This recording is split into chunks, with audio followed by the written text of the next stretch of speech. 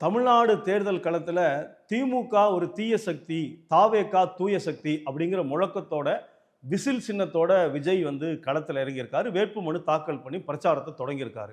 தூய சக்திங்கிற வார்த்தையை எல்லா கூட்டத்திலும் மீண்டும் மீண்டும் விஜய் பயன்படுத்துறாரு. மக்கள் என்ன கேட்குறாங்கன்னா, உண்மையிலே தாவேகா தூய சக்தி தானா அப்படின்னா, தாவேகாவில் இன்னைக்கு வேட்புமனு தாக்கல் செய்திருக்கிற வேட்பாளர்களில் பல பேர் மேல குற்ற வழக்குகள் இருக்கு. பாலியல் குற்றம், கஞ்சா கடத்துனது உள்ளிட்ட ஏராளமான வழக்குகள் இருக்கு.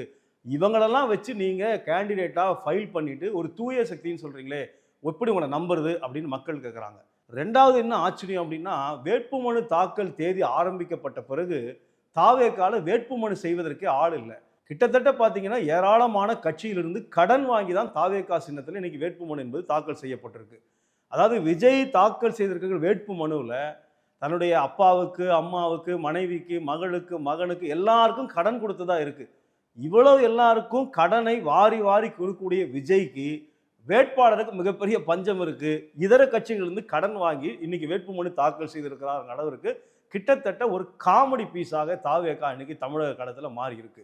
பொதுவா வந்து அவர் நிறைய படங்கள் நடிச்சிருக்காரு. ஷூட்டிங் ஆரம்பிக்கும் போது ஸ்டார்ட் அப்படிம்பாங்க, கேமரா ரோலிங் ஆக்ஷன்பாங்க, பேக்கப்னு சொல்லுவாங்க. அவர் கேரவனுக்கு போயிடுவார். கிட்டத்தட்ட அது மாதிரி தான் பிரச்சாரத்தையும் நினச்சிட்டாரு போல இருக்கு. நேற்றைக்கு வந்து பெரம்பூரில் பிரச்சாரத்தை துவக்கி அடுத்து கொளத்தூருக்கு போயிருக்காரு. 3வது வந்து அவர் வில்லிவாக்கத்துக்கு போகணும். அவருடைய நெருக்கமான நண்பர் ஆதவ் அர்ஜுனா போட்டியிடக்கூடிய தொகுதி. ஆனால் பெரம்பூர்லையும் கொளத்தூரையும் வேட்புமனு தாக்கல் பண்ணிட்டு வில்லிவாக்கத்திற்கு போகிறதுக்கு முன்னாடி ஒருவேளை ஷூட்டிங் பேக்கப் சொல்லிட்டாங்களோ என்னன்னு தெரியல. கிட்டத்தட்ட அப்படியே நேராக அவருடைய வாகனம் வந்து பனையூர் பங்களாக்குள்ளே போயிடுச்சு. சர்க்காருங்கிற ஒரு தமிழ் சினிமாவில் ஒரே ஒரு ஓட்டை போடுவதற்கு அமெரிக்காவிலிருந்து விமானத்தை பிடிச்சி பறந்து வருவார். அப்படி சினிமாவில் ஒரு ஓட்டுடைய முக்கியத்துவத்தை சொன்ன தாவேகாவுடைய தலைவர் விஜய் கிட்டத்தட்ட வில்லிவாக்கத்தில் ஆயிரக்கணக்கான மக்கள் காத்திருக்கும் போது இந்த ஜனநாயக திருவிழாவில் ஏன் தாவேகாவுக்கு வாக்களிக்கணும், பிரச்சாரத்துக்கு கூட போகாமல் பனையூருக்கு போய் பதுங்கி கொண்டிருக்கிறார் என்கிற ஒரு கேள்வி இன்னைக்கு தமிழக அரசியல் களத்தில் எழுப்பப்படுது. அப்போ ஒரு முதிர்ச்சியான அரசியல்வாதி தானா அப்படிங்கிற ஒரு கேள்வி இருக்குது. இப்போ இருக்கக்கூடிய இந்த குழப்பத்தை அவர் வந்து கண்ட்ரோல் பண்ணுவாரா, அல்லது அடுத்து வரக்கூடிய ஒரு 20 நாட்கள் தமிழக தேர்தல் களத்தில் ஏதாவது அரசியல் பேசுவாரா, அல்லது வந்து தாவேகாவுக்கு ஏன் மக்கள் வாக்களிக்க வேண்டும்ங்கிற ஒரு பொலிட்டிக்கலாக கன்வின்ஸ் பண்ணக்கூடிய பிரச்சாரம் இருக்குமா, அல்லது சினிமாவில் டப்பிங் பேசுகிற மாதிரியே பேசி காலத்தை கடத்திடுவாரா அப்படிங்கிற ஒரு கேள்வியும் குழப்பமும் தாவேகாவை சுற்றி ஓடிக்கொண்டே இருக்கிறது. இதுக்கு நடுவில் தமிழ்நாட்டில் தலித் விடுதலைக்காக, தலித் உரிமைகளுக்காக போராடுகிற அமைப்பு என்று தன்னை அறிமுகப்படுத்திக் கொள்கிற நீளம் அமைப்பு, அவங்க வந்து அதிமுக, பிஜேபி இரண்டும் சேர்ந்து ஆதரிக்கிற ஒரு வேட்பாளருக்கு தன்னுடைய ஆதரவு அப்படின்னு அவர் சொல்லியிருக்கிறாரு. அதுக்கு ஒரு நியாயமான காரணம் இருக்கு, அவர் சொல்றாரு. ஆனால் உண்மையிலே தமிழ்நாட்டில் திரும்பி பார்த்தீங்கன்னா அதிமுகவும் பாஜகவும் என்னைக்காவது தலித் ஒடுக்குமுறைக்கு எதிராக அல்லது இன்னைக்கு இந்த சமூக பிரச்சனைக்கு எதிராக குரல் கொடுத்திருக்காங்களான்னு கேட்டால் இல்லை. இன்னும் சொல்ல போனால் தலித் ஒடுக்குமுறை என்கிற அரசியலை வைத்துக்கொண்டு கட்சி நடத்துகிற ஒரு கட்சி வந்து பிஜேபி. அந்த கட்சியோட தமிழ்நாட்டில் வந்து சமூக நீதிக்கு குந்தகம் விளைவிக்கக்கூடிய வகையில் அதிமுக கூட்டணி வச்சிருக்கு.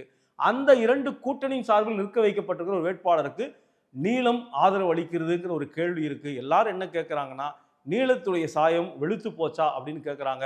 அவர் சொல்ற பதிலை யாரும் நம்ப தயாரா இல்லை. அடுத்து அண்ணன் எடப்பாடி வண்டி ஏறி ஊர் ஊரா வந்து இன்னைக்கு பிரச்சாரம் பண்ணிட்டே இருக்காரு.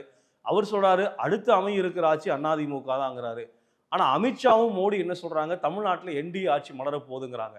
சரி, ஏடிஎம்கே ஆட்சி மலரப்போகுதா, என்டிஏ ஆட்சி மலரப்போகுதான்னு கேள்வி ஒரு பக்கம் இருக்கட்டும். முதல்ல உங்க 2 அணியும் ஒன்னா இருக்கா அப்படிங்கிற கேள்வி இருக்கு. கந்தர்வ கோட்டையை பாஜகவுக்கு கொடுத்துட்டாங்க, அதிமுக போய் என் தொகுதி எங்களுக்கு திருப்பி வேணும்னு கேட்டுட்டே இருக்கிறாங்க. பழனி தொகுதியை அதிமுக கொடுத்துட்டாங்க, அந்த தொகுதி எங்களுக்கு வேணும்னு போய் பாஜக கேட்டுட்டே இருக்கிறாங்க. இன்னும் பாஜக வேட்பாளர் பட்டியல் கூட அறிவிக்காம இருக்கு. அதிமுகவுக்கும் பாஜகவுக்கும் குடுமிப்பிடி சண்டை வேட்புமனு தாக்கல் செய்த பிறகு நடந்து கொண்டிருக்கு. முதல்ல உங்க அணி ஒன்னா இருக்கா அப்படிங்கிறத நீங்க உத்தரவாதப்படுத்தணும் தமிழக மக்கள் கேட்குறாங்க. ஆனா இவங்க அதுக்கு பதில் சொல்ல மறுத்துட்டு யார் ஆட்சியை பிடிப்பது, அந்த ஆட்சிக்கு என்ன பேர் வைக்கலாம் அப்படிங்கிற கனவோடு இருக்கிறாங்க. இப்படி குழப்பமா இருக்கக்கூடிய தமிழக அரசியல் களத்தில் வந்து தமிழ்நாட்டுடைய நலனை பாதுகாக்க வேண்டும் என்கிற ஒற்றை நோக்கத்தோடு மாநில உரிமை, தமிழ் மொழியினுடைய உரிமை, மாநிலத்திற்கான மக்களுடைய வாழ்வாதார பிரச்சனைகளுக்காக இன்னைக்கு வந்து மதசார்பற்ற முற்போக்கு கூட்டணி எந்த பிரச்சனையும் இல்லாமல் தேர்தல் களத்தில் இன்னைக்கு வந்து களத்தில் இறங்கி வேலை பார்த்துட்டு இருக்கிறாங்க. மக்களும் தமிழ்நாட்டில் நடந்து கொண்டிருக்கிற முக்கியமான தேர்தலை கவனித்துக் கொண்டிருக்கிறாங்க.